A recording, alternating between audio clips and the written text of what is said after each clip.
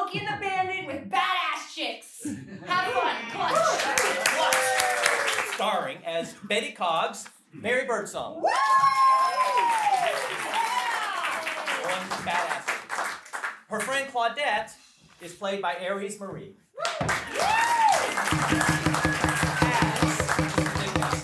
As Zemo Bingwen, Royal Cooksey. As Arman the mobster, Bill Sehres.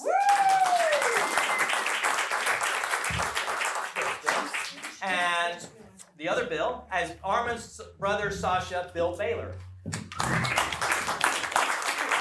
As Officer Hale, we have Bonita Friedericy. We're out of chairs, so Nancy Friedrich and David Caprita will be playing a couple cameos. All right. I can sit on the floor, which I don't care. Yeah. I can sit on the floor. I'm in character already, so whatever. Keith, whenever you're ready, go ahead. Exterior, residential Los Angeles. Betty's house. Evening. The place is a dump, but it has a cool porch. Drunk on the porch swing, Betty Koggs listens to the Ramones. The music is way too loud. A pickup truck pulls into the driveway. Betty uses a bottle of vodka to shield her eyes from the truck's blinding headlights. Witch, turn off your lights!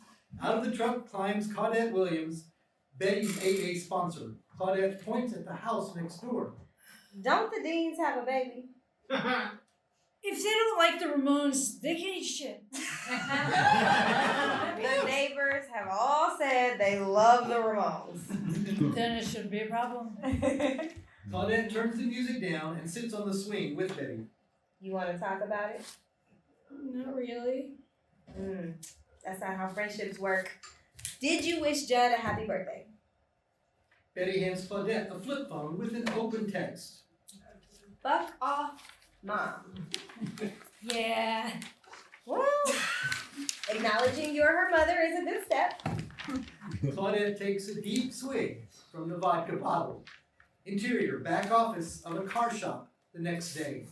Betty sits across from Zemo Bingwen at his desk. He reads from her paper resume. Death Drive, Chicago Drive, mile after mile, don't slow down. Bridges over oceans, for speed's sake. For speed's sake, yeah. It's great. And movies, or films. I mean, they're. And what is this for exactly? Zemo holds it up, her headshot. It's, Zemo. Mr. Bingwen, I'm great with machines. And that's your Camaro out front. The one backfiring like a sick dog. And, most computer-controlled engines won't backfire. Yeah, but you can't feel the car when a robot runs the system. In my shop, every car has a computer. I deal in repairs, not antiques. We'll let you know if we're making a movie. Interior, Armenian Mafia chop shop, dog. The large warehouse space is full of half-baked cars. Sacha Azarian escorts Betty over to his boss, Arman Balian. Betty, right?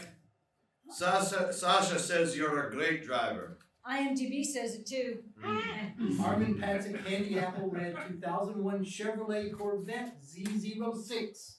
The license plate reads Clutch. Perfect. Because I need one.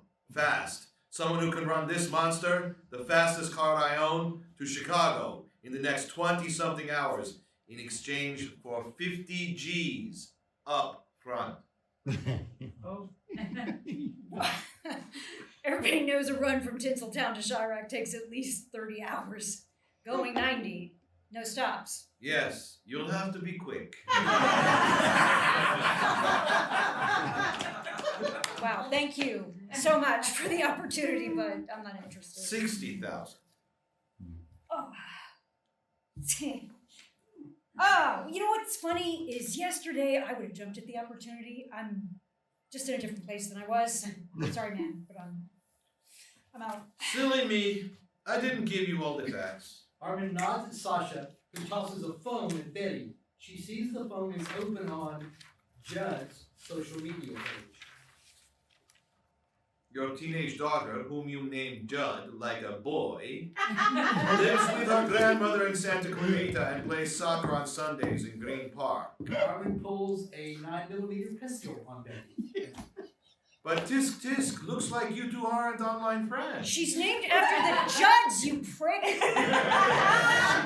Arman shoots the gun in the air. I don't care. Now get in the car, please. Sasha, I literally saved your ass. We don't want to hurt you, kid. Benny, we need you. And we'll compensate you appropriately. Now get on the road before I blow your fucking head off. Betty struggles to keep it together. If Judd gets hurt, It means my brother is dead and so are you. Sasha joins Betty on her drive as babysitter. On the way out of Los Angeles, they pick up an overachieving cop. Interior, a parked police car, early morning. Officer Paul watches Betty's Corvette drive by at insane speeds. She calls it in on the police radio. I've got a ghost in a red Corvette giving me 11.2, 11.25, 11.54, 11.96, 11.99, and a 22.3501. Interior, semi-truck cab, morning. Claudette sits in the driver's seat of a tall 18-wheeler.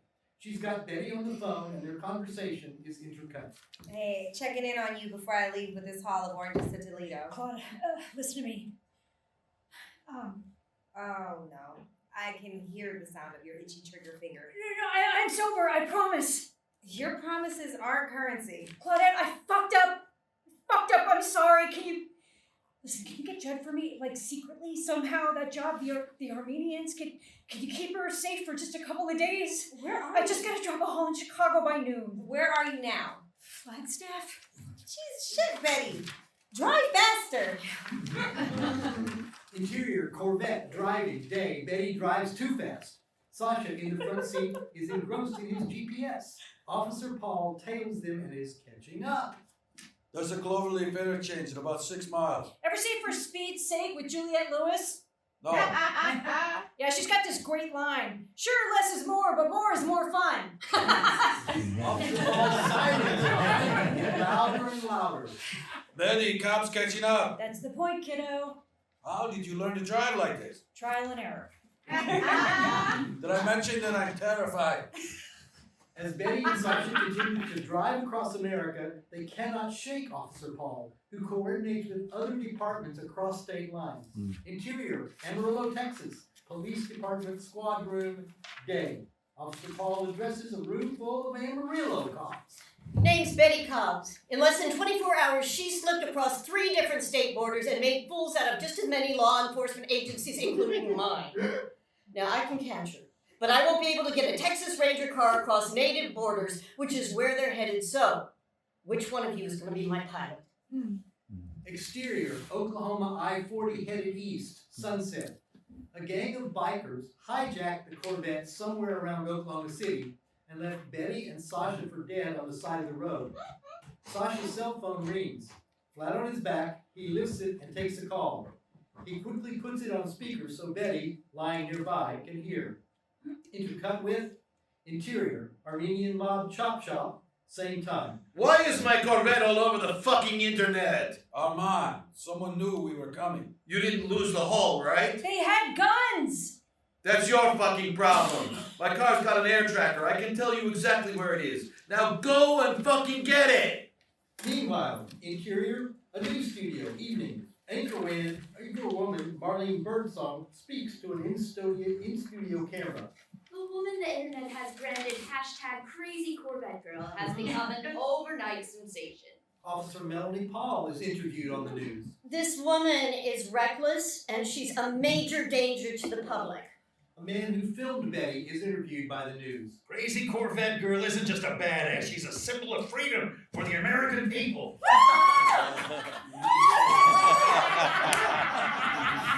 Yeah! Interior, exterior, red Corvette, freeway near Defiance, Missouri. Evening. Back in the Corvette, Betty and Sasha have retrieved the stolen car and are in their drive spinal leg. How do we get into Chicago now that every cop in the world knows your face? Maybe we don't hide. What? Tell the world you're coming? Yeah, make an entrance. Create a scene. I'm good at that. People love a spectacle. Exactly. Let's give the people what they want. How many minutes to St. Louis? About 30 at normal speed. Great. We'll be there in 10. Betty pushes the pedal to the metal, the car roars, and they continue to drive on toward their destiny. And end of scene. Yeah!